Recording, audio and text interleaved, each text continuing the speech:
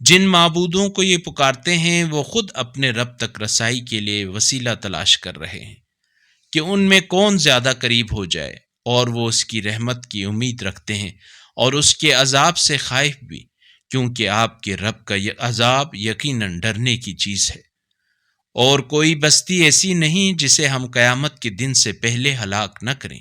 یا سخت عذاب میں مبتلا نہ کریں، یہ بات کتاب تقدیر میں لکھی جا چکی ہے۔ اور نشانیاں بھیجنے سے ہمارے لیے کوئی معنی نہیں ہے سوائے اس کے کہ اس سے پہلے کے لوگوں نے اسے جھٹلایا ہے۔ اور مثلا سمود کو ہم نے اونٹنی کی کھلی نشانی دی تو انہوں نے اس کے ساتھ ظلم کیا، اور ہم ڈرانے کے لیے ہی نشانیاں بھیجتے ہیں۔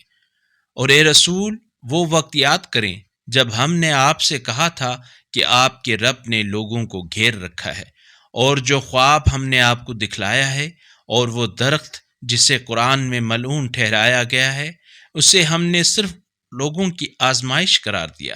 اور ہم انہیں ڈراتے ہیں، مگر یہ تو ان کی بڑی سرکشی میں اضافے کا سبب بنتا جاتا ہے۔